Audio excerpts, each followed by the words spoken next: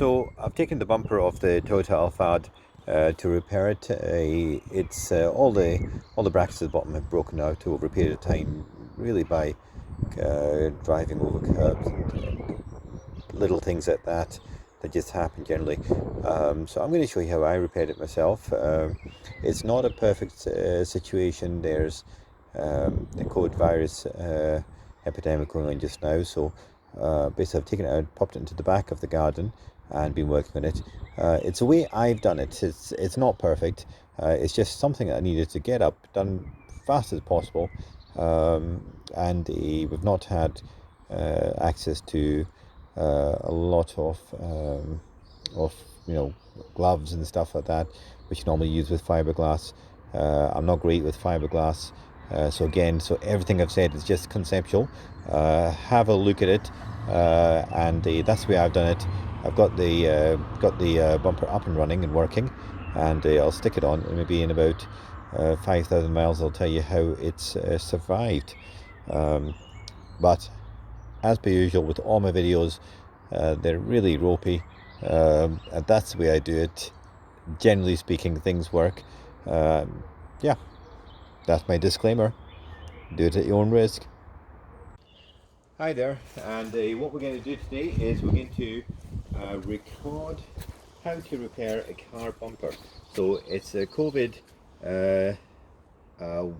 month, or whatever you're going to call it. So we're all locked in the house, and we've got this car bumper off, and as you can see over here we've got this bit which is broken off, and that supports the bottom end of the car bumper to the car. Now it's broken off on this side as well here, so you can see two bits are broken off. So the car bumper is secured by all these little tabs that you can see here and here and here. They're all around the car, but when one or two break off, it will still hold on to the car. However, if you lose these two, the car starts to flap, and it puts pressure on the other ones, and they start to crack. As you can see, this one's cracked across here. So what we're going to do is we're going to start repairing these. Now let's go back. How are we going to repair this? Well, the first thing we're going to do is we're going to roughen up this area here to give it a nice adhesion onto these washers. We're going to place there, and we're going to place on the other side, exact opposite. So I'm going to pause the video just now, and I'm going to roughen up that surface, and I'll come back to you. So that's this back. Now here we go. I'm going to roughen it up using the sandpaper underneath and above, and the reason why we do it underneath is because later on we're going to do a little bit more adding to this unit to give it more support. So there we go, just roughing up really quickly, and we're back to the first one we started. You leave that there, dust it down, wipe it down, etc. Now here we go. So I'm going to put a little bit of glue on this aspect here, and we're going to cement it in place, seal it and lock it in place. Okay, let's do the other one. So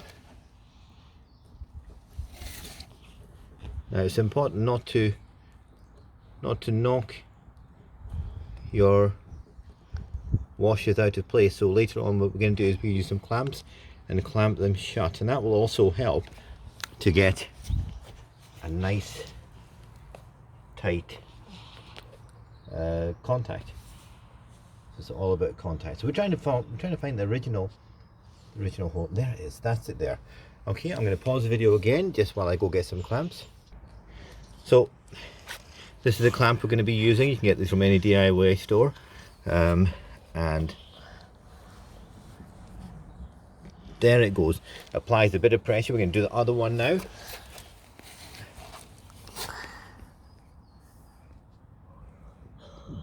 There it goes, holding those two in place. When that's sealed up, that will hold it nicely across there. We're going to apply a layer of something to support the bottom edge and to bond it in to that remainder bit of metal. Now one thing I've done is I've kept the hole of the washer the same size as the original holes would have been. Okay, and the reason for that is because there's going to be little attachments will go through these little sections here. Okay, very shortly we'll come back, and once this is dried up, we'll go make a cup of tea, come back. Once it's all dried up, we'll show you how we're going to sorry, my apologies on that. How we're going to support that bottom half. So earlier on we had roughened up the underneath surface. I'm just going to let you see that again. Okay, just with a bit of rough sandpaper, just to key in what we're going to do now. Of course, wipe it down, etc. And I've made this bit of soft plastic to fit in underneath, and now you can see that it leaves a space at the top there. If you go around all the way around, you can see it from there. There's a space now between the washer and that bit of plastic, so that's okay. And that's going to be, we're going to fill that in with another material just to give it a bit more strength. So we're back with the glue, and in we go.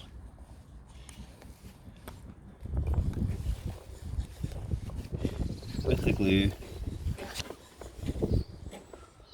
right to the edges, and you'll notice it's quite a long piece because I don't want this falling off even later on, even though it's just doing a job temporarily. I want to secure. So that's the glue on it, and here it goes. Position it again nicely, as you can see from the top, and clamps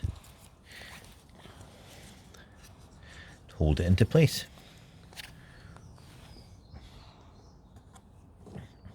One there and one there, and if you just hold for 2 seconds, I'll get some more.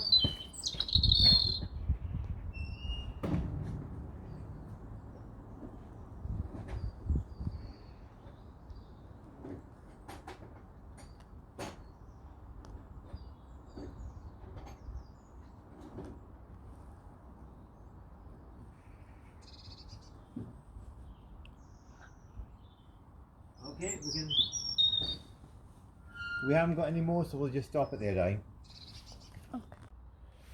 So I managed to find those four, as you can see, and then we've clapped them on.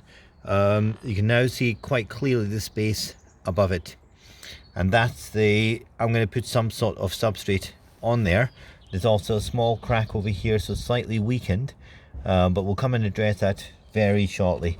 All we're doing just now is we're making sure that we've got this nice and tight against that. And again, that's the kind of glue that I'm using there, which is just a super glue, and it's got these little tabs on it which just allow it to squeeze off, and it's got this positive location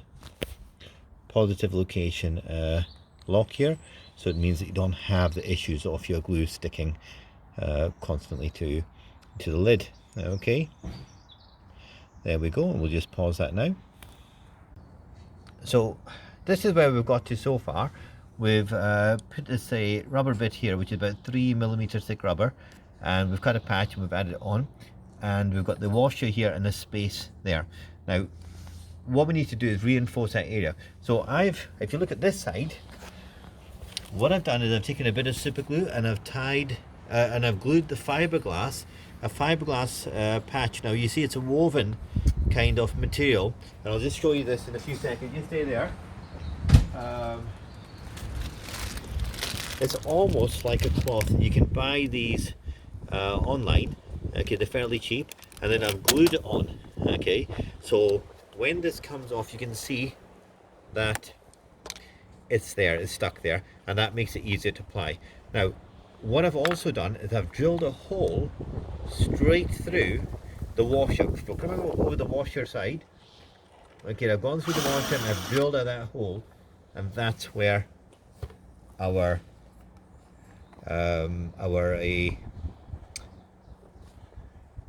hole will be. And I put this pencil through, okay, and that's going to hold that hole open.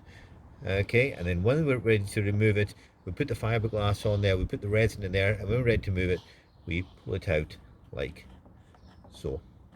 Okay, so that's going to be our basis for holding that whole unit together. Okay, so in goes the pencil like so. That's going to hold it all together, and we're going to apply the resin all around that, drop it into the center, and hopefully that will provide a nice strong contact for that the strut to be used again, holding the car together. So we'll stop the video there.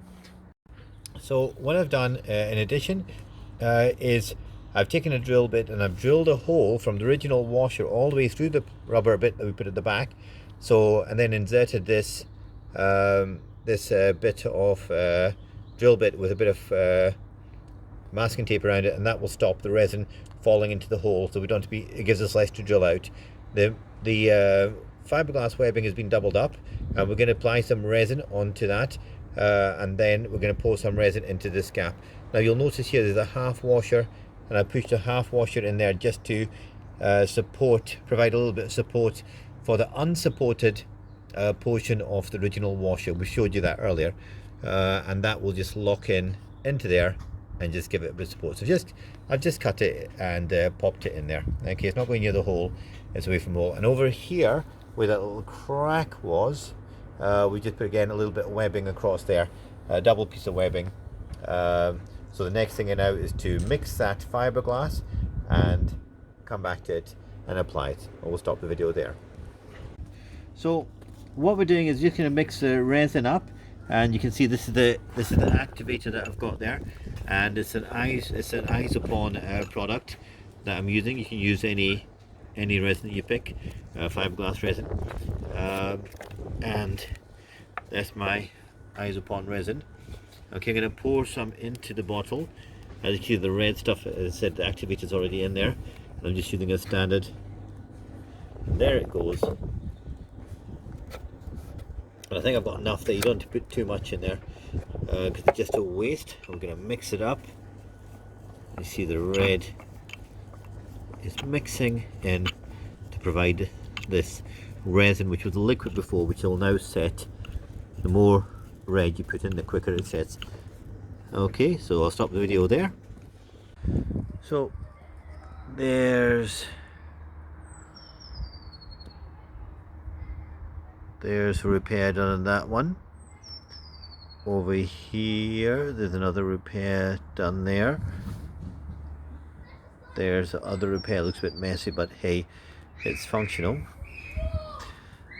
There's the other bit which is repaired.